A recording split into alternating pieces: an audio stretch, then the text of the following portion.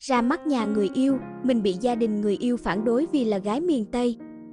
Tụi mình quen nhau được 1 năm, Tết này mình về ra mắt gia đình anh. Lúc gặp mặt mình thấy hai bác có vẻ lạnh lùng, xa cách. Mình gặng hỏi anh thì mới biết là do ba mẹ không thích anh quen gái miền Tây và nghĩ mình quen anh vì tiền, vì hộ khẩu Sài Gòn. Đối với họ thì gái miền Tây thực dụng và mê vật chất. Mẹ anh còn nói do ba mẹ mình ly hôn nên sợ sau này mình cũng bỏ anh theo người khác. Mình nghe xong rất sốc, đầu óc quay cuồng, vì từ trước đến giờ mình chưa bao giờ bị nói thậm tệ như vậy, đặc biệt là từ một người không quen không biết gì mình. Gia đình anh ở Sài Gòn, ba mẹ làm kinh doanh và rất có điều kiện. Anh là du học sinh về nước làm cho tập đoàn lớn, là nơi bọn mình gặp nhau. Gia đình mình cũng thuộc dạng khá giả nhưng không bằng nhà anh. Mình tốt nghiệp RMIT và được nhận vào làm ở công ty lớn với mức lương rất tốt. Ba mẹ mua cho mình một căn chung cư để tiện sinh sống ở Sài Gòn.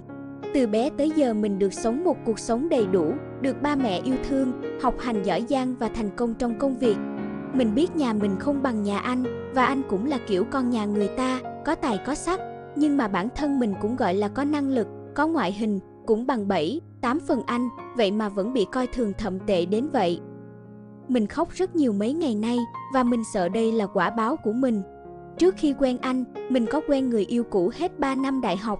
Người yêu cũ và nhà mình điều kiện như nhau, ba mẹ anh rất tốt với mình. Họ đối xử với mình như con gái, thậm chí còn yêu thương mình hơn khi biết ba mẹ mình ly hôn, và tuyệt nhiên không có thành kiến gì với việc mình gốc miền Tây. Người yêu cũ mình cũng rất tốt với mình, tuy nhiên sau khi tốt nghiệp, anh không giỏi và không có chí tiến thủ, nên tụi mình dần xa cách.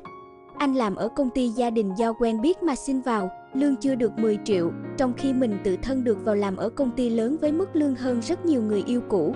Nhà mình không muốn mình quen người con trai như vậy và phản đối rất dữ. Và bản thân mình từ khi đi làm tiếp xúc với nhiều người giỏi giang dần làm mình chán anh, và rồi mình nói chia tay anh để đến bên người yêu hiện tại.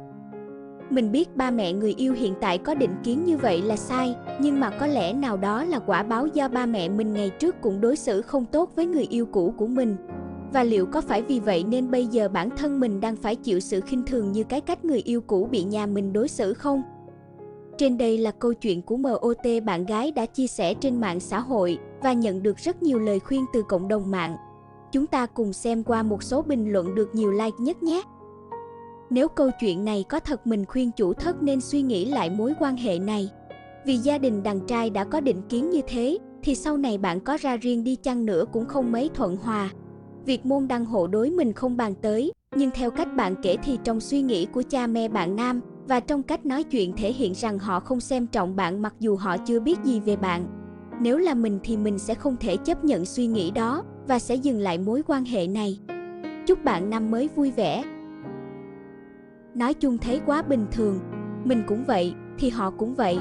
Đừng có trách hay hờn giận gì ai, gia đình bạn thấy người yêu cũ không hợp, không tiến thủ thì cũng khinh miệt.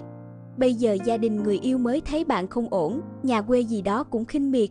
Dù biết gái quê chả có gì mà thành kiến, nhưng họ suy nghĩ gì là chuyện của họ, họ có cái ý riêng thì mình chịu. Bây giờ quan trọng là thằng người yêu mới kia nó thế nào.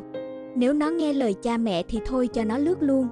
Bản thân mình ổn định dư sức quen được người tốt hơn thế, và gia đình người ấy cũng sẽ quý mình hơn. Đừng tự hạ thấp bản thân chị ơi, người yêu cũ khác chí hướng chia tay là đúng, ai cũng cần phải sống và phấn đấu cho kinh tế mai sau mà. Còn về người yêu hiện tại cũng không ổn đâu vì ba mẹ họ coi thường mình nên sau này khó sống lắm. Tự tin lên mà cố gắng đi tiếp vì ba mẹ nuôi mình ăn học thành tài, cho mình nền tảng vững chắc bước vào đời thì mình cũng không cần phải tự ti, cúi đầu trước một ai. Mối quan hệ nào cũng cần tôn trọng lẫn nhau làm nền tảng, nên việc chỉ cần là tìm người khác thích hợp hơn thôi nè. Thì bạn đến với người mới vì tiền chứ còn gì nữa. Bạn chê người yêu cũ lương 10 triệu còn gì.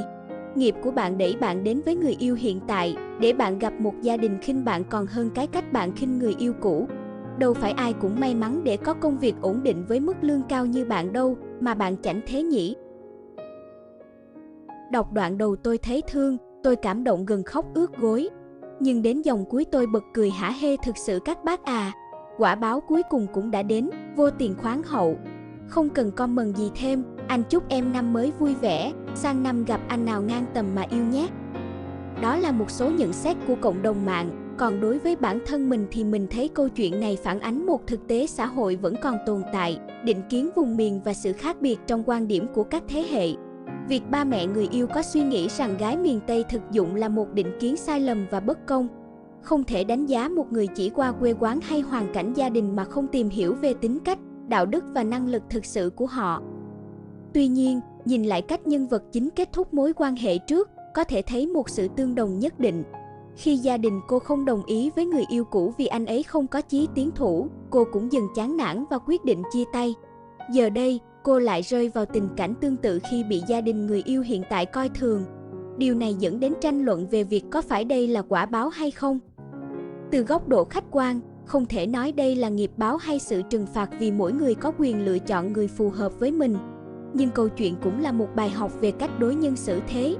Khi đã từng trải qua cảm giác bị đánh giá thấp và phân biệt đối xử, cô sẽ hiểu hơn về cảm giác của người yêu cũ khi xưa. Điều quan trọng là rút ra bài học từ những trải nghiệm này để có cái nhìn công bằng hơn trong các mối quan hệ tương lai. Một điều đáng suy ngẫm khác là vai trò của người yêu trong câu chuyện. Nếu anh ấy thực sự yêu và tôn trọng cô, anh cần có lập trường rõ ràng và bảo vệ cô trước định kiến gia đình. Nếu anh ấy chỉ đứng ngoài, để cô đối mặt với sự coi thường mà không có hành động gì, thì mối quan hệ này có thể không bền vững. Tóm lại, câu chuyện này không chỉ là một vấn đề cá nhân mà còn phản ánh nhiều mặt của xã hội, từ định kiến gia đình, sự khác biệt về giai cấp, cho đến bài học về cách đối xử trong tình yêu.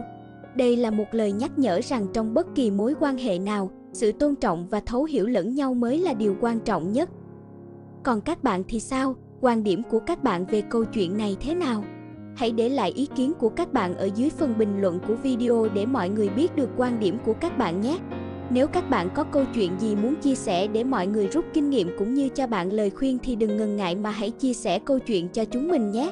Hẹn gặp lại các bạn ở video tiếp theo.